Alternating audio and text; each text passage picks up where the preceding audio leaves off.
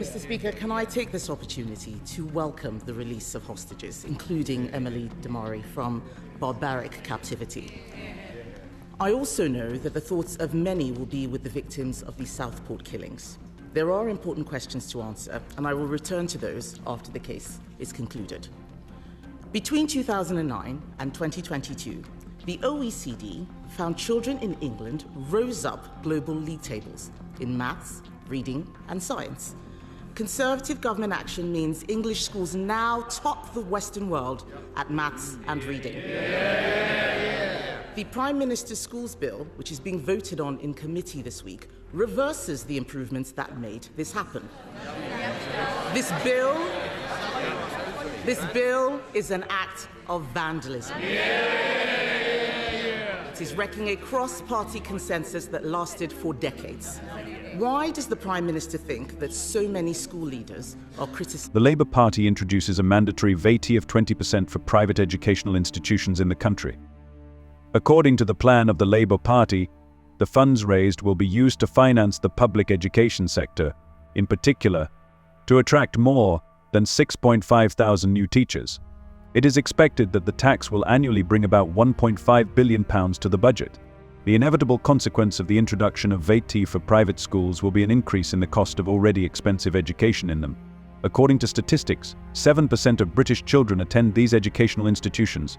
According to some experts, the increase in tuition fees due to the introduction of VAT will force a significant proportion of students to transfer to already overloaded public schools. School representatives assure that in any case they will try to soften the blow and add the lowest possible percentage of tax to the tuition fee. He didn't even bother voting on that bill, Mr. Speaker. And he talks about safeguarding measures. That's not what the issue is. It's about the reforms that he is changing. We have an example of where these reforms were not introduced. Wales, which has been under Labour control for 2 decades.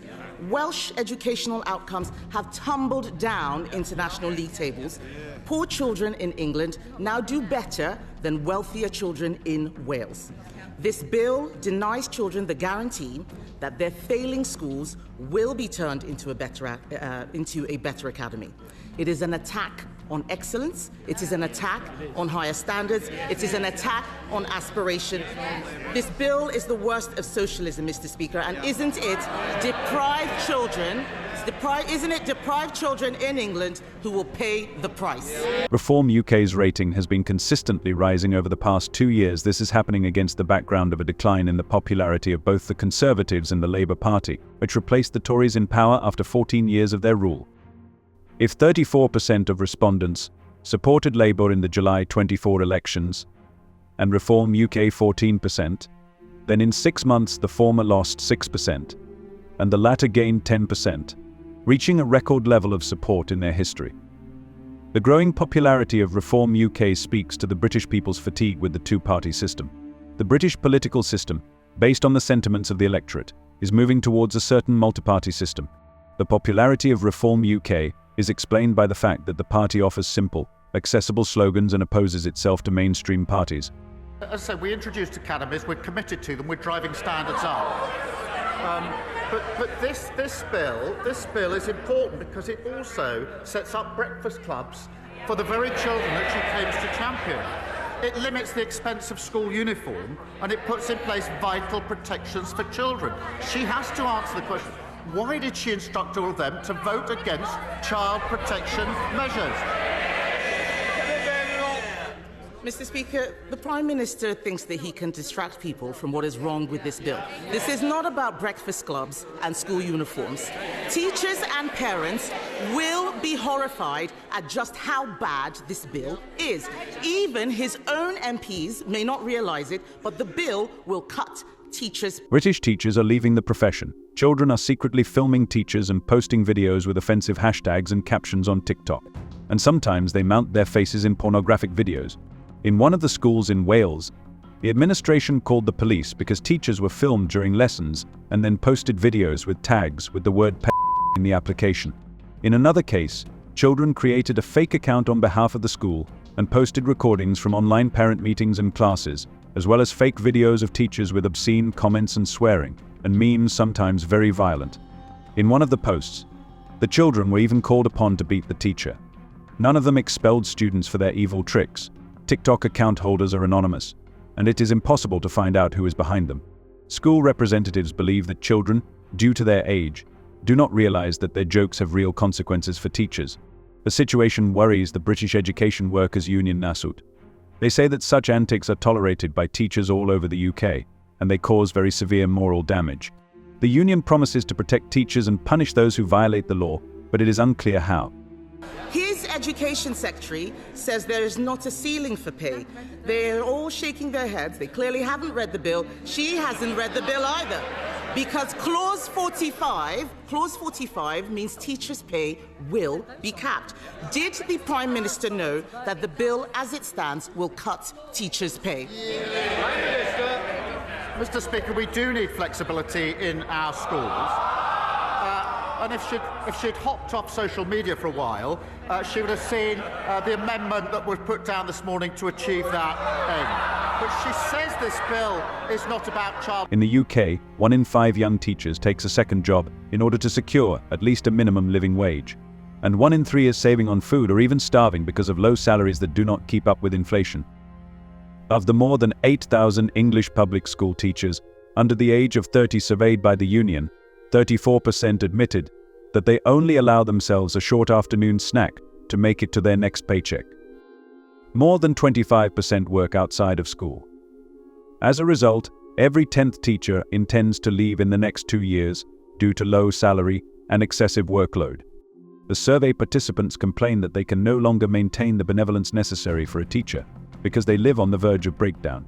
Other teachers say that they often come to classrooms early and leave later to keep warm, and charge gadgets at work because of the prohibitive electricity prices. It is not surprising that schools are being destroyed by an acute shortage of teachers, and classes are often taught by non-core specialists.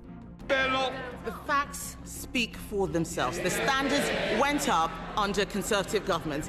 What we need to know is who is benefiting. Mr. Speaker, everyone is asking, who is benefiting from these changes? It's not teachers. Their pay is being capped. It's not parents. Their choices are being restricted. It's definitely not children. Their outcomes will get worse. So who is benefiting? It's the trade unions. The National Education Union sent out a tick list proving that after a decade and a half, they are finally getting their way. Why is the Education Secretary allowing trade unions to run her department and ruin children's education? In the UK, amid the failed ratings of the Starmer government and the entire Labour Party, there is a growing number of demands to change the composition of legislators. In the parliamentary elections in July, the Labour Party defeated the Conservatives, but the level of trust in the ruling party has fallen critically.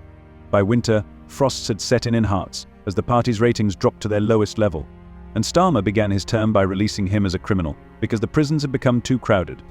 But the solution to the problem turned out to be temporary. Some of the prisoners who were released early have already been sent back to prison.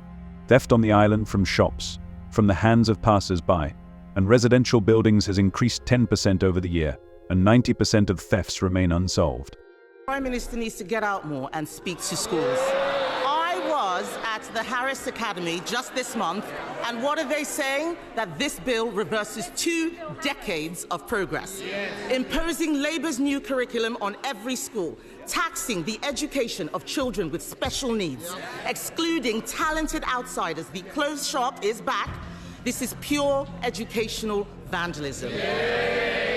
And alongside these attacks, removing single-word Ofsted judgments so parents cannot see the standards slipping. It is the same old Labour. Bad outcomes for all children, excellence for none. At the end of the year, Starmer was called, like Johnson before, to answer to the Parliamentary Committee on Relations, to find out the connection between his actions and the protests of farmers. Starmer tried to laugh it off, but no one understood his jokes. Economists state the stagnation of the economy and talk about the possibility of adopting an emergency spring budget that corrects the autumn one. This is as good for stability in the country as early elections. Chancellor Reeves may be forced to announce an emergency tax hike as early as this spring if Britain's economic prospects continue to deteriorate, leading economists have warned. The Labour Party came to power on a wave of hatred for the Conservatives. But the Labour Party, unlike the Conservatives, without any drunken parties, lies in Parliament, scandals and lockdown by the end of the year, managed to catch up with the Conservative Party in unpopularity. What do you think about this video? Share your thoughts in the comments. See you later.